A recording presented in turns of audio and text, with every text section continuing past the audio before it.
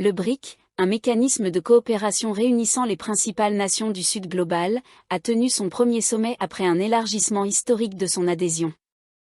Les dirigeants de ce groupe, qui représentent près de la moitié de la population mondiale et plus de 30% du PIB mondial, se sont réunis à Kazan, en Russie, en compagnie de plus de 20 autres pays pour explorer des moyens de renforcer le multilatéralisme au service du développement et de la sécurité mondiaux.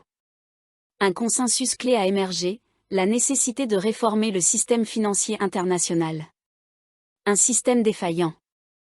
Alors que l'essor collectif du Sud global contribue à un monde de plus en plus multipolaire, l'ordre financier international reste, lui, centralisé, le commerce étant presque exclusivement libellé en dollars américains et les transactions effectuées principalement via le système SWIFT.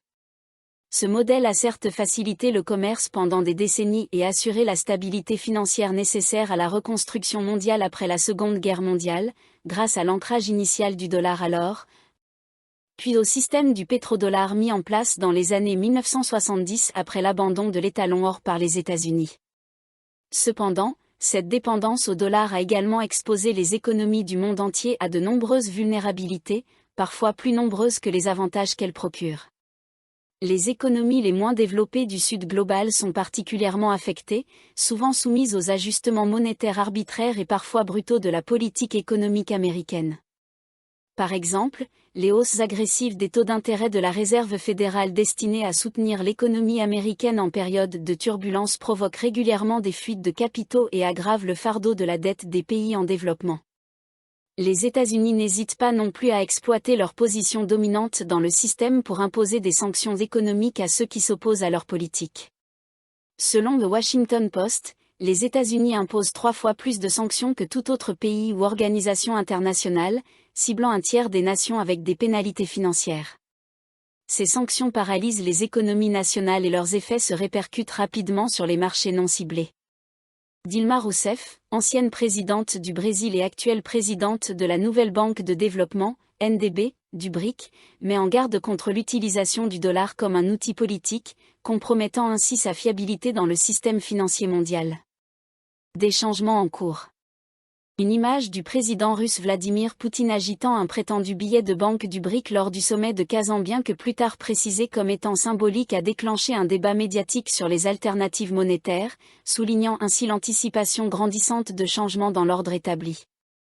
Grâce à une solidarité et une coopération accrue entre les pays du BRIC, une voie viable commence à émerger.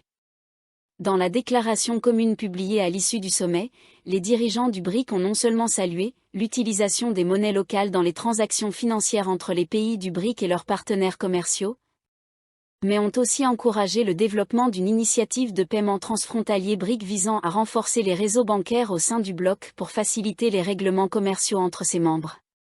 De fait, les pays du BRIC ont déjà réalisé des avancées significatives dans l'usage des monnaies locales. Par exemple, le yuan est désormais la principale monnaie utilisée dans le commerce sino-russe, de plus en plus, pour les transactions de la Russie avec d'autres pays, une transition en partie accélérée par les sanctions américaines et les saisies d'actifs après le début de la crise en Ukraine. Des transformations sont également en cours dans le domaine du financement. La NDB met en avant les prêts en monnaie locale comme une mission clé. En août dernier, en complément des 5,8 milliards de dollars de prêts concessionnels accordés à l'Afrique du Sud, la banque a approuvé un prêt de 5 milliards de rands à une entreprise sud-africaine de transport pour moderniser son secteur ferroviaire de fret, l'un des premiers prêts réalisés dans la devise locale du pays.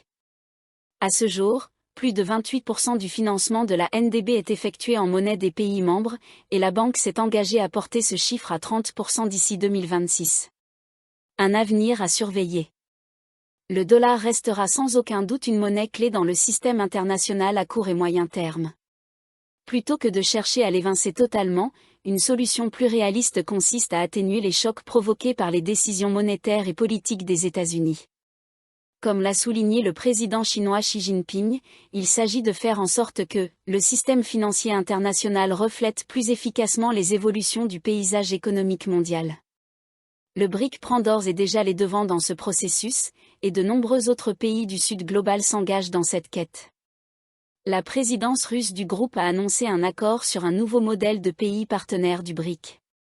Grâce à la force combinée des grandes économies émergentes et des pays en développement, le BRIC pourrait renforcer ses efforts pour un système financier international plus stable et plus équitable, tout en augmentant la représentation et la voix des nations en développement dans la gouvernance mondiale. De nombreux développements sont à attendre dans les années à venir.